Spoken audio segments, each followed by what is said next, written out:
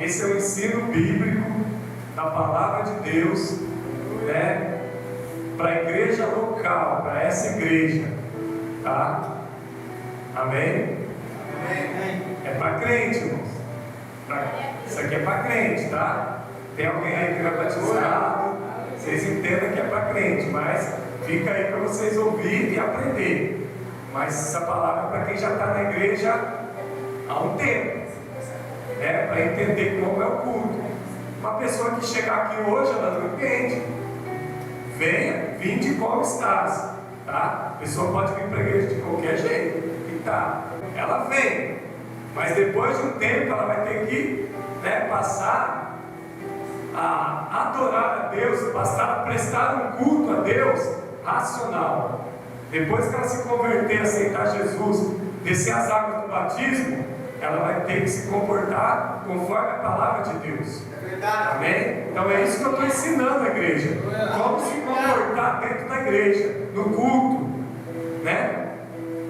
Alguém vai dizer, o culto começa quando eu acordo. Sim, exato, quando você acorda o culto começa. Mas especificamente o pastor está falando do culto racional dentro aqui da igreja, da nave da igreja. Como nós devemos nos comportar. E você vai ver que muita gente não se comporta da forma correta. Muitas pessoas não se comportam da forma correta. Vamos abrir Romanos 12. Hoje eu estava pensando, irmãos. Tem igrejas que nem tem mais ensino bíblico, algumas igrejas, tá? É sério, algumas igrejas não têm culto de ensino. Mas amém. Vocês são privilegiados porque vocês têm culto de ensino. É muito bom o culto de ensino para a gente aprender. Senão a gente acaba fazendo coisa que não agrada a Deus dentro da igreja. Mas quando a gente aprende, a gente vai fazer direito, né? Porque o pastor está ensinando a gente a fazer da forma correta. Temos que ensinar a igreja como cultuar, o culto racional. Todos acharam? Verso 1. Verso 1. Romanos 12, verso 1. Vou ler. Assim rogo-vos, irmãos, pelas misericórdias de Deus, que no vosso culto racional apresenteis o vosso corpo em sacrifício vivo, santo e aceitável diante de Deus. Deixa a Bíblia aberta, nós vamos orar e vamos entrar no ensino. Meu Deus e meu Pai, em nome de Jesus, foi lida a sua santa, gloriosa e bendita Escritura. Fala conosco mediante o ensino dessa noite, Pai. Que haja revelação, graça e poder. Que todos que vieram possam aprender nessa noite, Pai, o culto racional, ou ainda aqueles que já sabem, eles possam lembrar, Pai, aquilo que o Senhor tem falado. O Senhor possa confirmar no coração desses irmãos que aqui estão, como deve ser o culto racional. Que nós nunca devemos esquecer que o culto é bíblico, que o culto é cristocêntrico, que o culto é teocêntrico. Então, Jesus, recebe para ti a honra, a glória e o poder. Amém. Pode se assentar. O culto é para Deus, o culto é para Deus, o culto é para Jesus. O culto não é para o homem, né? Quando você vem na igreja cultuar, você vem cultuar a Deus. Amém? É diferente quando a gente vai para uma festa, não é? Muito diferente. Muito diferente quando você vai para uma festa, quando você vai passear no shopping, é totalmente diferente do culto, quando a gente sai de casa para cultuar a Deus. A Bíblia vai falar que o culto é racional. Culto racional. Você tem, aleluia, mente. Você pensa. Você sabe aonde você está. Hoje você está na igreja. Tem alguém aqui que não sabe que está na igreja? Está todo mundo na igreja, na casa de Deus, né? Culto é racional. Você sabe que você está se dirigindo à casa de Deus, né? E eu usei o exemplo de Moisés, eu usei o exemplo de Josué. Tira a sandália dos pés, porque o lugar que pisa é santo. Eu não vou repetir esses 2 versículos, não vai ficar grande. Eu já falei isso na terça passada. Então, quando o Senhor se apresentou, a Moisés, se apresentou a Josué, ele falou: tira a sandália dos pés, porque o lugar que pisa é lugar santo. Amém? Então, quando nós pisamos daquela porta para dentro, quando você pisa daquela porta para dentro, é lugar santo. É aonde está a presença do Senhor. Aonde está o Senhor é lugar santo. Aonde estiver 2 ou 3, ali o Senhor está.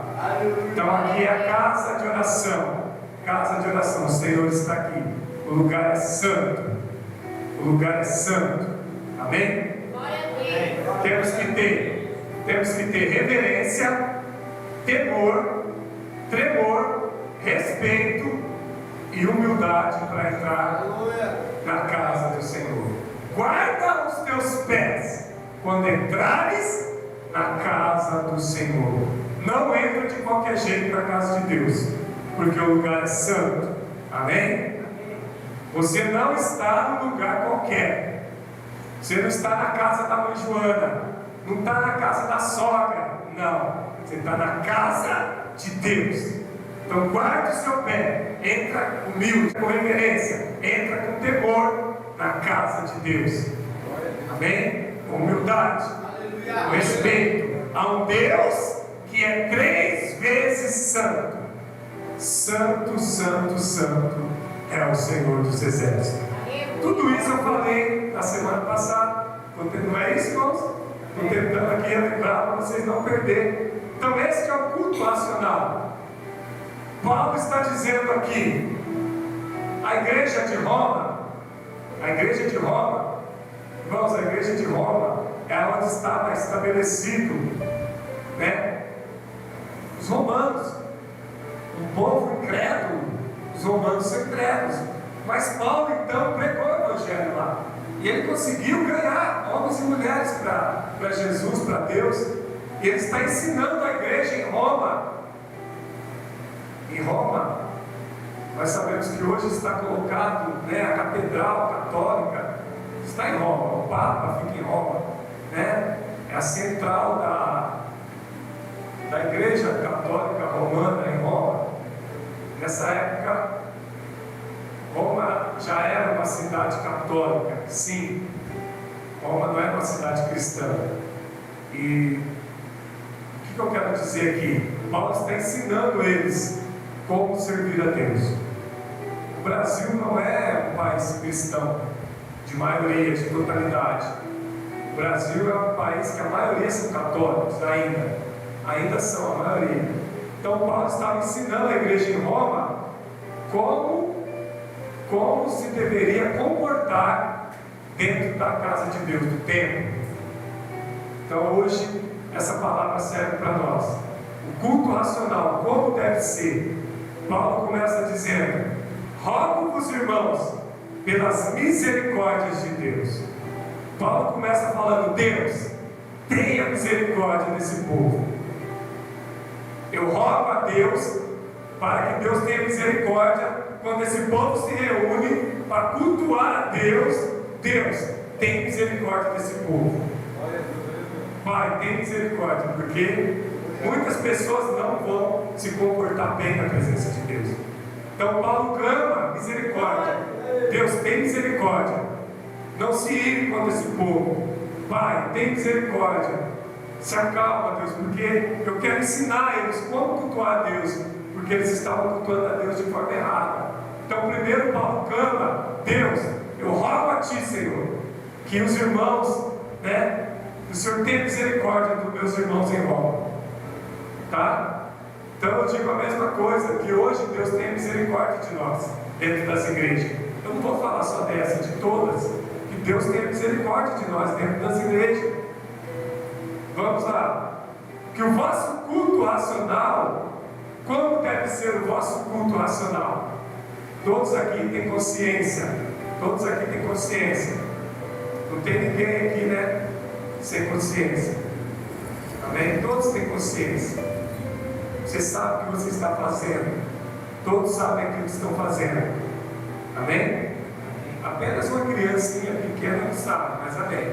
Estou falando com adultos, né, a maioria. Então, vocês sabem o que vocês estão fazendo. Vocês estão no culto racional. Como que vocês devem se apresentar no culto racional? Não sou eu que estou dizendo, é o apóstolo Paulo.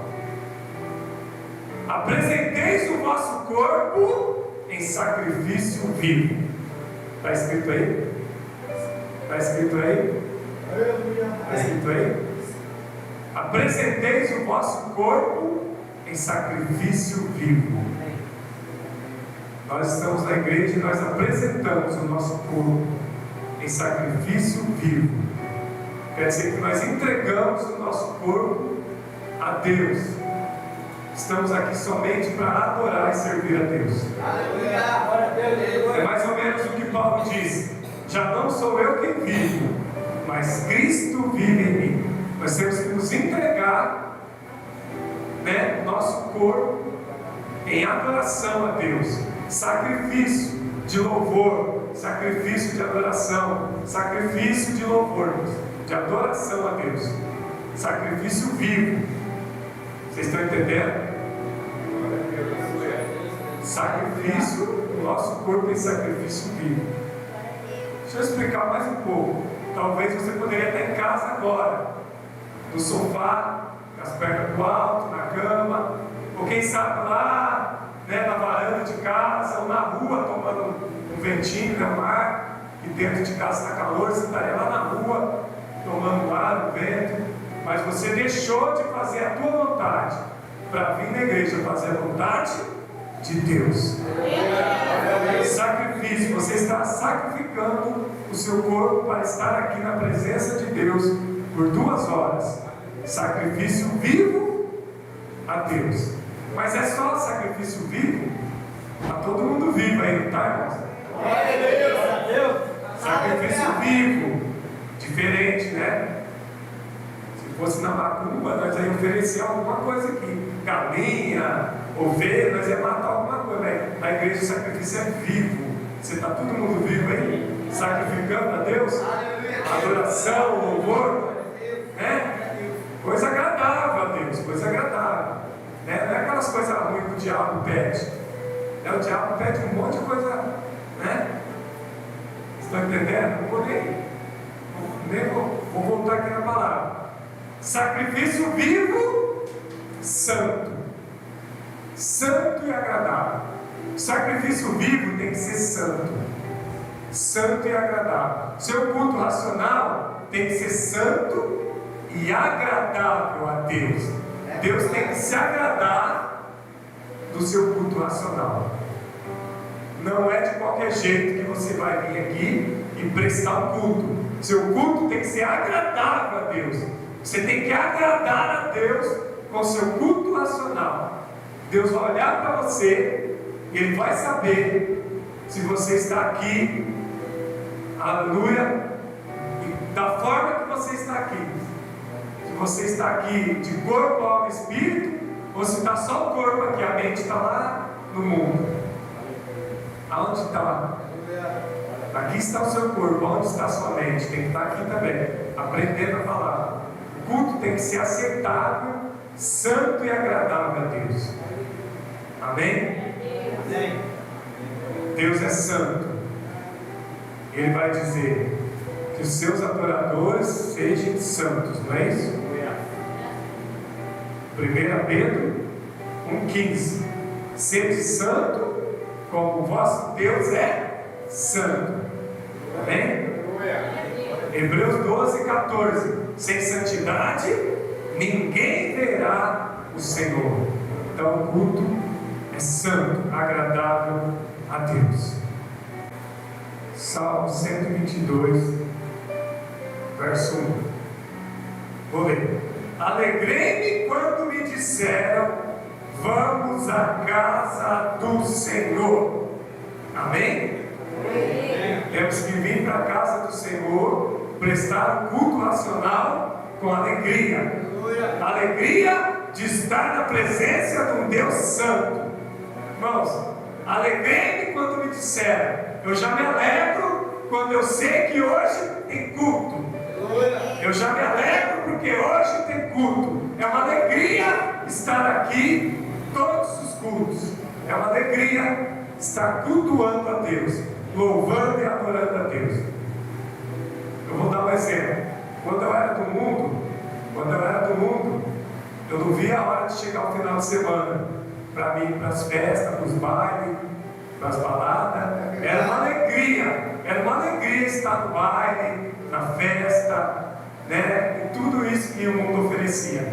Isso para mim era uma alegria. Mas hoje a minha alegria está no Senhor, nas coisas de Deus. Tem gente, presbítero, que no mundo ele se alegrava, mas hoje na presença de Deus ele não se alegra. É triste isso. Quando era para ir na festa, ele se alegrava. No rodeio, quem lembra dos rodeios? Eu peguei uma época de rodeio. Eu não gostava de música sertaneja, mas eu ia porque era festa. Tudo que é festa é bagunça, né, irmão? A gente vai, a gente é mudando e vai, né? E eu me alegrava lá, né? Depois de umas 3 na cabeça, fica alegre, todo mundo fica alegre. Mas então, por que hoje não tem alegria de estar na presença de Deus? O salmista está dizendo: alegrei-me quando me disseram, vamos à casa do Senhor. Irmãos, a nossa alegria hoje é de estar na casa do Senhor. Eu não tenho alegria mais de esperar o final de semana porque tem festa. Não, eu não vou em festa, eu não vou em lugar nenhum. Raramente, pastor, mas nós não podemos sair, passear? Pode, mas alegria era porque tinha festa, sexta, sábado. Toda sexta, todo sábado tem baile, tem festa. E era assim, irmãos, eu lembro da minha época. Não é isso? Os eventos que tinha. Os jovens sabem como que é. Então hoje a nossa alegria é de estar na presença do Senhor. Amém? 122, verso 9. É aí mesmo, verso 9. Por amor à casa do Senhor Jeová, nosso Deus, buscarei o teu bem-estar. Aleluia. Glória a Deus. Por amor à casa do Senhor, nosso Deus, buscarei o teu bem-estar. Irmãos, nós temos que ter amor por estar na casa de Deus. Buscar o bem-estar de quem? Nosso e dos nossos irmãos. Né? Buscar estar numa igreja, num lugar sadio, né? Vou dar um exemplo. Hoje tinha culto, os irmãos vieram aqui à tarde limpar a igreja, porque sabia que a igreja tinha que estar limpa, porque à noite tinha culto. Nós vamos buscar o bem-estar dos irmãos que vão vir no culto à noite. Nós temos que vir aqui à tarde, limpar, preparar a igreja, porque à noite tem culto. Então a gente busca o bem-estar para receber os irmãos que vão vir no culto à noite. Né? Alguém preparou uma palavra, alguém preparou o ensino, igual o pastor preparou, alguém prepara o louvor, no culto de quinta, no culto de domingo, alguém vai pregar, prepara a palavra. Nós temos que pensar no bem-estar da igreja, na presença de Deus, por amor à casa de Deus. Temos que ter amor à obra de Deus, à casa de Deus, bem-estar na obra de Deus. Né? Temos que pensar, foi o que foi falado aqui: amar a Deus acima de tudo, é o primeiro mandamento. E o segundo, amar o próximo como a nós mesmos. É o amor de Deus, tem que estar em nós. Sem amor eu nada serei. Paulo vai dizer em Coríntios: sem amor eu nada serei. Coríntios 13, 1 Coríntios. Sem amor eu nada serei. Então, irmãos, temos que nos alegrar por estar na casa do Senhor e ter amor pela obra de Deus, né? Ter amor pelo bem-estar dos irmãos e o nosso bem-estar, né? Vocês têm que se sentir bem na igreja como você congrega. O bem-estar de todos os irmãos e o seu bem-estar. Uma igreja agradável, que tem uma palavra bíblica, uma igreja bíblica, que tem harmonia, e todo mundo está aqui com o mesmo pensamento, né? De ganhar almas para Jesus e se preparar para o arrebatamento da igreja, se preparar para a vinda de Cristo. Nós estamos nos preparando para a vinda de Cristo. Não estamos em vão aqui. Há uma preparação para a vinda de Cristo. Glória a Deus. Irmãos, vamos abrir o Salmo 93. Amém? Esse versículo é muito importante. Eu falei ele na semana passada, mas o Espírito Santo pede para mim falar esse versículo de novo, para quem não estava aqui entendendo. Acharam? Salmo 93, verso 5. Os teus testemunhos são dignos de fé, a santidade adorna a tua casa para todo sempre, ó Senhor Jeová. Aleluia! Glória a Deus! Os teus testemunhos, Senhor, são dignos de fé. Os testemunhos do Senhor são dignos de fé. Nós devemos acreditar nos testemunhos que Jesus Cristo deixou na sua palavra. Todos os testemunhos que Cristo deixou nos evangelhos, Mateus, Marcos, Lucas, João, e também em Atos dos Apóstolos, nós temos os testemunhos de tudo que Cristo fez. E aqui está só um pouco das coisas, tá? Não está tudo que Cristo fez na Bíblia. Aqui está uma metade. Talvez não esteja nem 50% do que Cristo fez. Mas tudo que está na palavra de Deus, que testemunha de Cristo dentro da palavra, é para elevar a nossa fé. Os milagres que Cristo fez são dignos de fé e elevam a nossa fé. Aleluia em Deus. Amém? Glória a Deus. Todos os milagres de Cristo são dignos, aleluia, de fé. Devemos acreditar em tudo que Cristo fez na palavra. Mas vamos continuar. Parte B. A santidade adorna a tua casa para todo sempre, ó Senhor Jeová. Aleluia. E o salmista está dizendo aqui: a santidade de Deus adorna. Adorno. O que é adorno? Quem sabe o que é adorno? Enfeite. O irmão sabe que ele estava aqui terça passada. A santidade do Senhor, ela adorna, ela enfeita a casa dele. A santidade adorna a tua casa para todo sempre, ó Senhor. Irmãos, o que enfeita a casa de Deus? Qual que é o adorno da casa de Deus? É a santidade de Deus. Olha só, pega a revelação, né? Pastora Marta, em nome de Jesus, presbítero Vinícius, Diácono Afonso, pega a revelação. Eu já falei aqui semana passada. O que enfeita a igreja é a santidade do Senhor. Eu não preciso trazer nada extra, trazer algo extra. Vamos tentar trazer algo aqui para essa igreja que venha enfeitar essa igreja mais do que a santidade do Senhor. Nada vai ser maior. Nada vai ser maior. Irmão, se eu trazer aqui qualquer coisa para enfeitar a igreja, o que enfeita é a santidade do Senhor. O que está enfeitando está em volta da igreja, que é espiritual. É a santidade que enfeita a igreja. Então não adianta eu querer trazer nada extra, querer trazer algo do mundo, querer trazer algo extra para dizer, vamos enfeitar, porque isso vai dar efeito.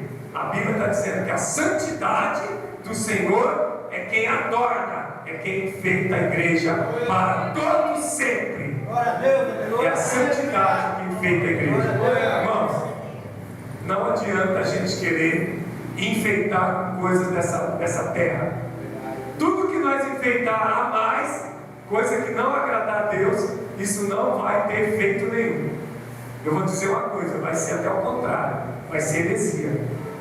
Você vai querer trocar a santidade de Deus por alguma coisa. Vou dar um exemplo, sei lá, tem tanto exemplo, mas pode trazer aqui uma arca da aliança.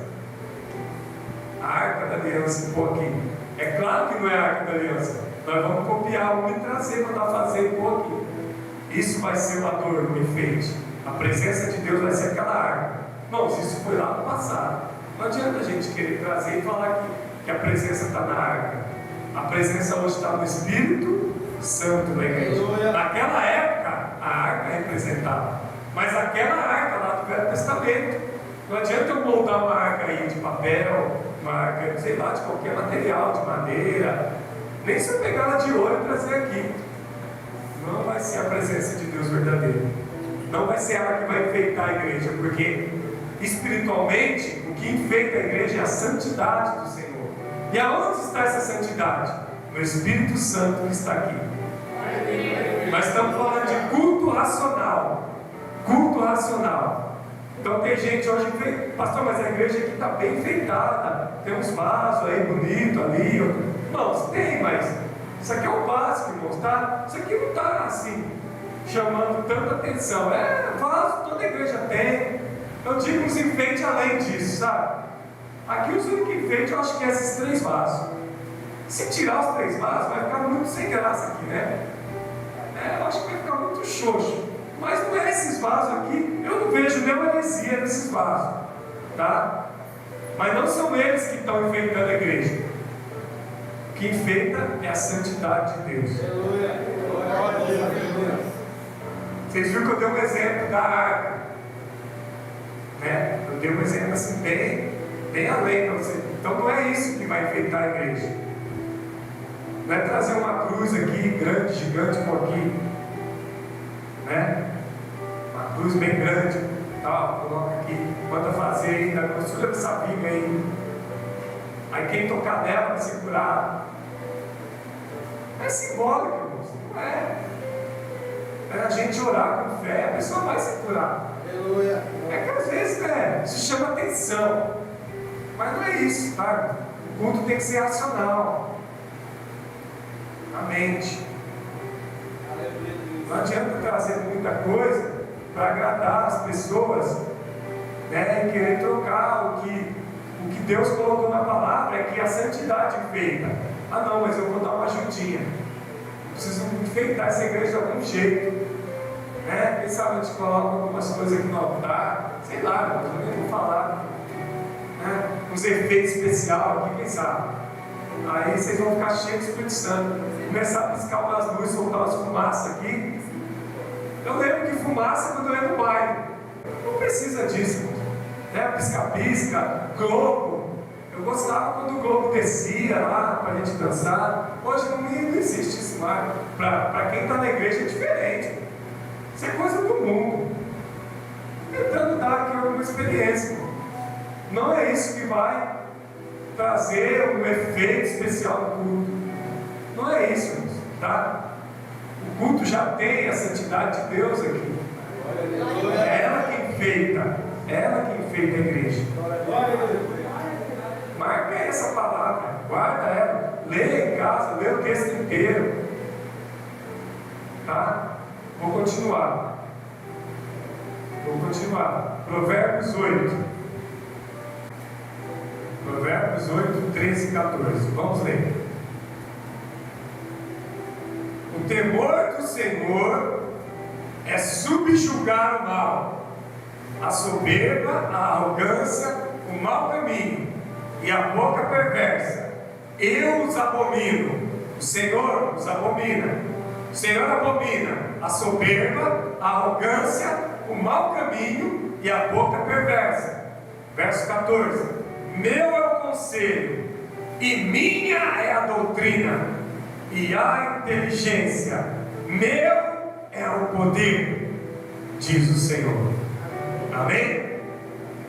Essas são as características do culto racional. O temor do Senhor. O temor do Senhor. Nós estamos aqui. Temos que ter temor do Senhor. Aleluia. Temor, Ele é Deus. Ele é Deus. Nós somos homens. Ele é Deus. Nós somos homens.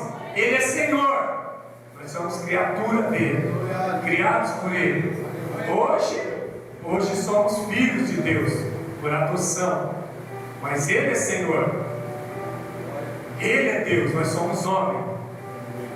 O temor do Senhor é subjugar o mal. Subjugar o mal. Você deve ver, olhar, identificar. Isso é mal. Você tem que subjugar uma roupa, isso aí não é bom.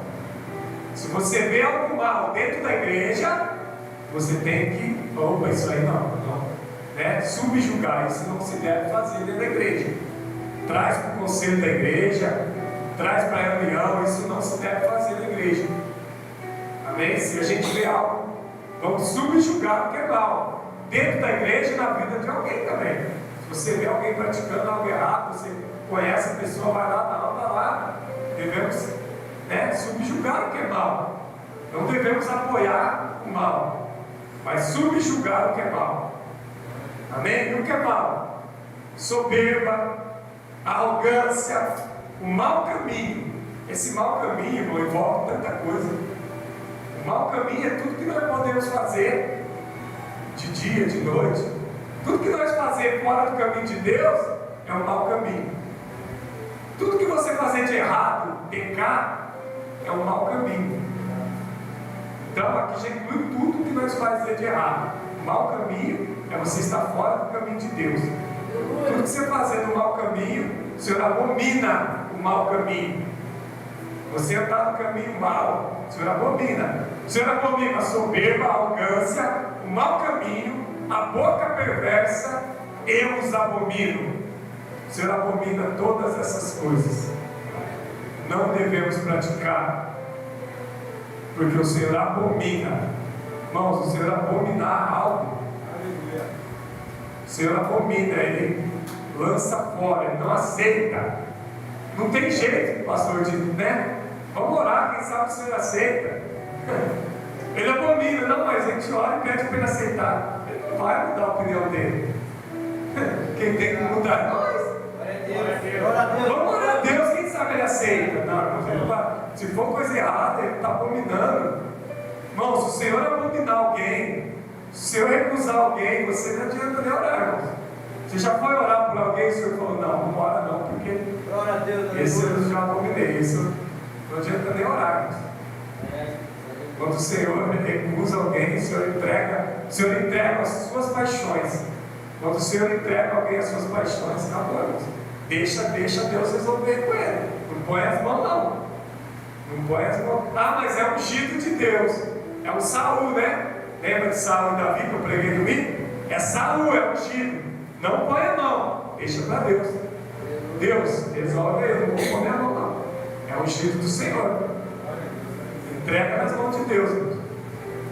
Amém? Verso 14. Mas, verso 14. Meu é o conselho e minha a doutrina. Amém? Do Senhor é o conselho. Aonde você vai tirar conselho? De Deus? Na palavra. Aonde você tira conselho de Deus? Na palavra. Quando você abrir a Bíblia e ler na sua casa, em casa, quando você pede uma palavra, Senhor, me dá uma palavra, eu vou abrir a Bíblia, me dá uma palavra. Aí você abre a Bíblia, é um conselho de Deus. Então a Bíblia é um conselho de Deus. Meu é o conselho e minha é a doutrina. Hoje é culto de doutrina. Minha é a doutrina bíblica, ela é do Senhor. A doutrina bíblica é do Senhor. E a inteligência é do Senhor. Meu é o poder. Meu é o poder. Irmãos, tudo é do Senhor. Amém? O conselho é dele. A doutrina, a inteligência e o poder. Se a gente orar e não tiver o poder de Deus, não acontece nada. O poder não é do presbítero Vinícius. O poder não é do pastor Marcos e de qualquer um aqui que orar. Então, se não tiver o poder de Deus, nada vai acontecer. Então, quando a gente ora, quem tem que agir na oração? O poder de Deus, o poder de Cristo tem que agir na oração para que aconteça o milagre. E o Senhor está dizendo: meu é o poder. O poder não é dos homens que está aí em cima dos altares. O poder não é dos homens, das mulheres, dos meus servos. O poder é do Senhor. Meu é o poder. Aleluia, para agir. Aleluia. Aleluia. Operando Deus, quem impedirá? Agindo Deus, quem impedirá? Ninguém, irmãos. O poder é do Senhor. Ele tem o poder? Eu diria além. Ele tem todo o poder. Todo o poder ele tem. Todo o poder está nas mãos de Jesus. Amém? Glória a Deus. Aleluia. Irmãos, então esse é o culto racional. Olha só, Gálatas 6. Eu vou ler o 7 e o 8. Gálatas 6, verso 7, verso 8. Amém? Gálatas 6, verso 7. Não vos enganei, não vos enganeis. De Deus não se zomba, pois tudo aquilo que o homem semear, plantar, isso também colherá. Verso 8. Verso 8.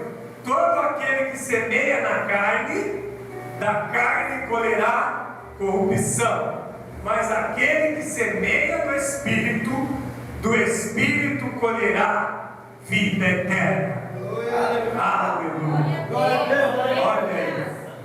Que palavra poderosa.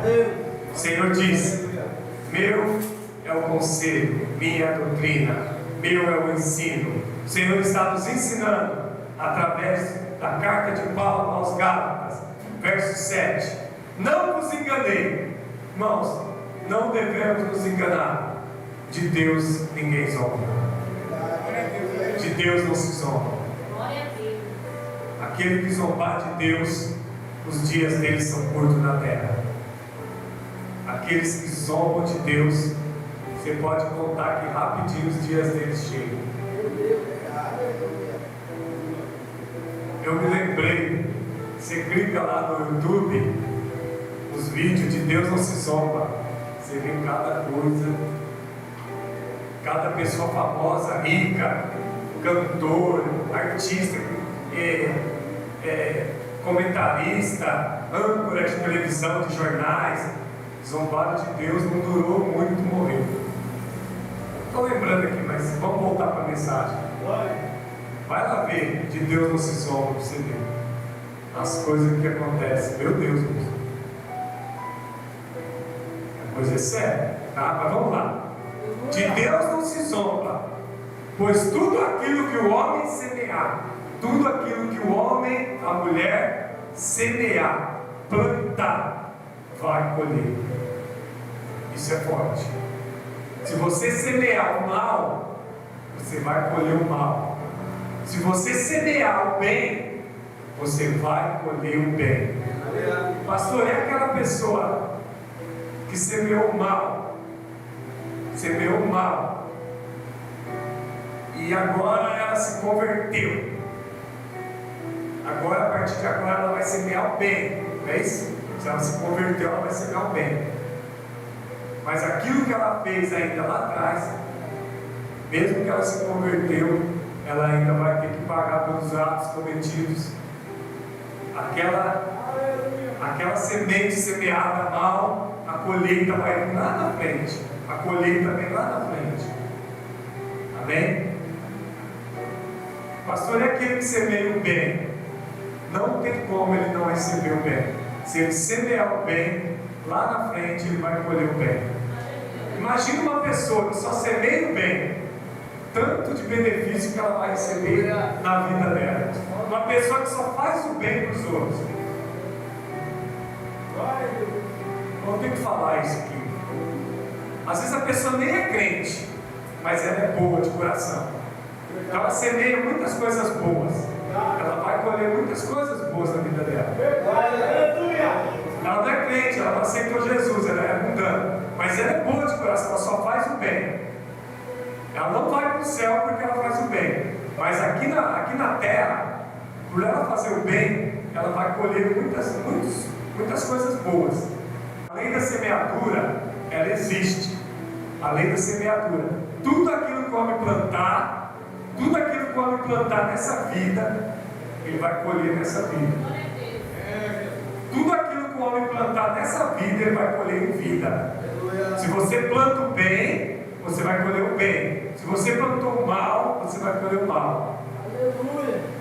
Se você plantar agora você parou de plantar o mal. Daqui para frente, a partir de hoje, você vai se converter. A partir de hoje, você vai praticar o bem. Mas tudo que você fez de mal, aguarda que ainda vai ter a sua colheita, tá? Não adianta você correr. Espere em Deus que vai vir. Mas pastor, mas agora eu estou praticando bem. Sim, mas depois vai chegar também o momento de você colher o bem. Vai chegar o momento de você colher o bem. Então não adianta. Eu penso assim, viu, presbítero? Em algum momento a pessoa tem que parar de fazer coisas más. Porque senão ela nunca vai receber benefício nenhum de Deus. Ela só faz coisa má, ela vai receber em troca o mal. Então em algum momento, né, irmãos?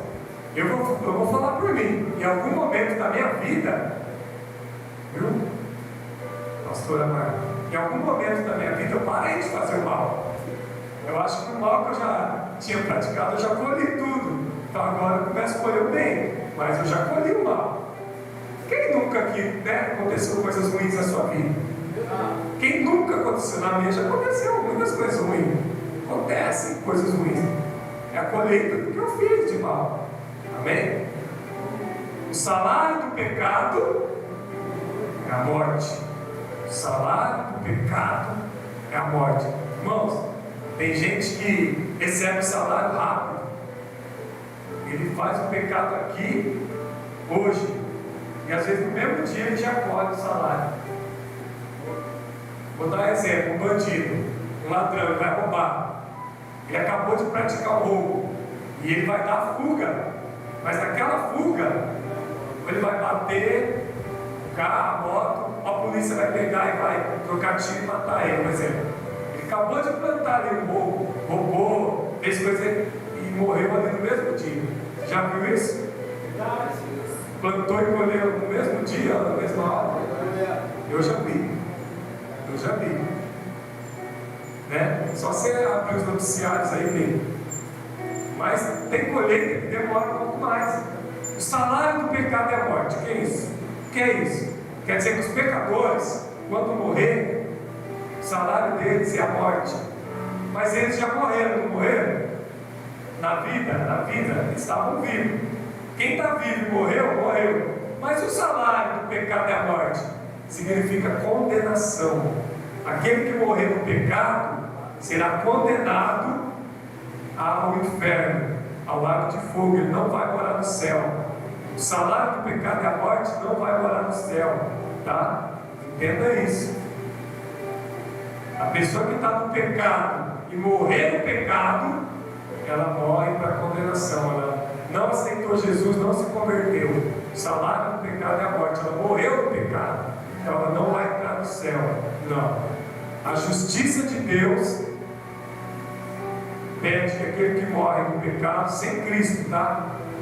Morrer no pecado, que eu digo, é morrer sem Cristo. Vou dar um exemplo: você precisa de Cristo na sua morte. Quem precisa de Cristo aqui quando morrer? Glória a Deus! Glória a Deus! Nós precisamos de Cristo quando nós morrermos. Quem vai justificar os nossos pecados é Cristo. Quem vai justificar os nossos pecados é Cristo. Se você não tiver Cristo quando você morrer, os seus pecados não serão justificados. É Cristo quem justifica os nossos pecados.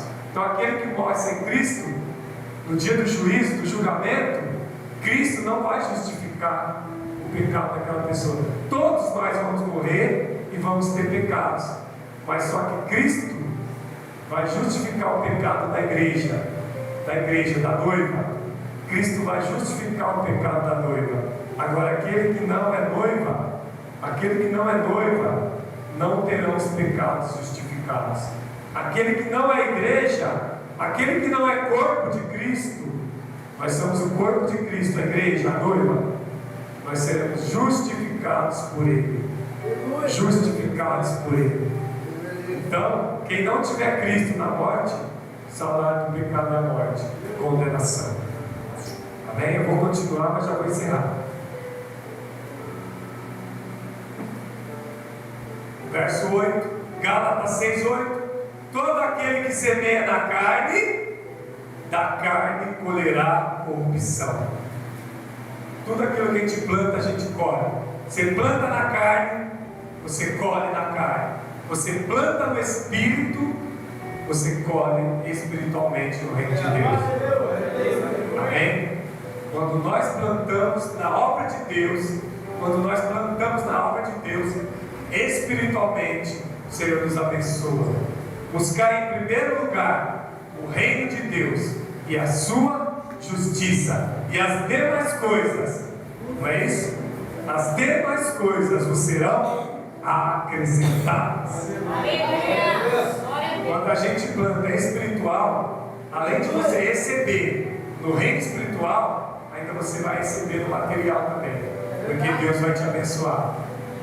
Não é uma troca, não é você dar porque você quer, não é troca, mas primeiro você dá, você planta para depois colher. Amém? Você vai plantar na obra de Deus espiritualmente, e lá na frente você vai colher 30, 60, 100 vezes mais. Aleluia! Amém? O que planta na carne colherá corrupção, mas o que semeia do Espírito colherá vida eterna. O culto racional, nós estamos plantando no Espírito para a gente colher vida eterna. Nós estamos na igreja se preparando para a vinda de Cristo. Estamos na igreja como noiva, esperando o noivo. Estamos nos preparando para a vida eterna. Aleluia! Está vendo como é importante o culto racional? Porque o que planta no Espírito, o que planta para Deus no Espírito, vai colher a vida eterna. Amém? Glória a Deus. Irmãos, esse é o culto racional. E algo que eu queria dizer, só o último versículo aqui para encerrar. 1 Coríntios 14, 32. Para encerrar o último verso. Esse eu li no ensino de terça passada. Eu li na terça passada. 1 Coríntios, volta aí um pouquinho. 1 Coríntios 14. Já vou encerrar o último verso. 14, verso 32. Já vou encerrar o último verso. Vamos achar? 1 Coríntios 14, 32. Porque o espírito dos profetas está sujeito aos profetas. Irmãos, no culto racional, esse culto aqui que nós estamos hoje, o Espírito Santo está sujeito à minha pessoa. O Espírito Santo está sujeito a você. Você que tem o Espírito Santo no culto racional, você que tem o Espírito Santo no culto racional, o Espírito Santo está sujeito a você. Você tem o controle sobre o Espírito Santo que está em você. Deixa eu explicar. Você não vai dizer: o Espírito Santo me tomou e eu perdi a memória, eu perdi a razão. O pastor está aqui pregando, e aí eu falo que o Espírito Santo me tomou e eu não sei o que eu estou fazendo aqui, eu perdi a memória. Aí eu fico aqui até 11 horas falando em língua, pregando, pulando, dando piruleta, e vocês não estão entendendo nada. O que está acontecendo? O pastor está cheio, mas ele não tem controle. Ele não sabe que o culto acaba às 9h30. Não, ele perdeu o controle. Ele está tão cheio que ele vai ficar a noite inteira falando em língua, pulando, dando piruleta. E já deu 10 horas, deu 10h30. E o homem está no mistério, o homem está no reteté, o homem não cabe o culto. Perdeu a memória, está cheio. Quem falou isso? Eu tenho controle. Eu sei o que eu estou fazendo. Eu não posso perder a memória aqui e dizer que o Espírito Santo me encheu, que eu não sei o que eu estou fazendo aqui. Quem toma a memória da pessoa é o diabo. O espírito maligno, os demônios. Eu vou explicar para vocês, viu? Eu tenho que explicar, eu falei isso. Quando você vai no candomblé, no centro de macumba, eu vou ter que falar, depois eu corto. Mas tá lá, no centro de macumba, faz um círculo lá, começa a tocar lá os batuques. Aí alguém vai entrar no meio da roda para receber um espírito, um demônio lá, uma entidade. Quando aquela pessoa recebeu o Espírito, ela perde a memória, a consciência. O Espírito tomou ela. Ela não sabe o que ela está fazendo. Lá no candomblé, lá na macumba. Então ela vai girar, ela vai pular. Se deixar, ela até mata um. Né? De repente baixa o Espírito lá, né? Do tranca-rua, do chucaveiro, e fala: vou matar alguém aqui. E mata. De repente eles vão matar alguém lá. E mata, irmãos. Depois a pessoa vai voltar em si. Pergunta para ela se ela sabe o que ela fez. Ela não sabe nada do que ela fez, ela foi tomada a mente dela. Então, na igreja, não, no culto racional, não, eu sei o que eu estou fazendo. Ah, eu estou falando em língua, eu sei. Eu estou pulando aqui, estou cheio de Espírito. Né? Vocês estão entendendo, estou de olho aberto. Estou cheio, mas eu sei o que eu estou fazendo, irmão. Estou cantando, estou pregando, eu sei o que eu estou fazendo. Não vem falar para mim que perdeu a memória. Quando o Espírito Santo está em nós sentimos leves, sentimos, né? Falamos em língua, profetizamos, revelamos. Profetiza, revela, fala em língua, fala em mistério, né? Interpreta a língua e tudo mais, cura, ora por cura. Estou cheio do Espírito Santo, vou orar, a pessoa vai ser curada. Mas eu sei tudo o que está acontecendo. Eu sei tudo o que está acontecendo. Amém? Esse é o culto racional. Aleluia! Glória a Deus. Amém?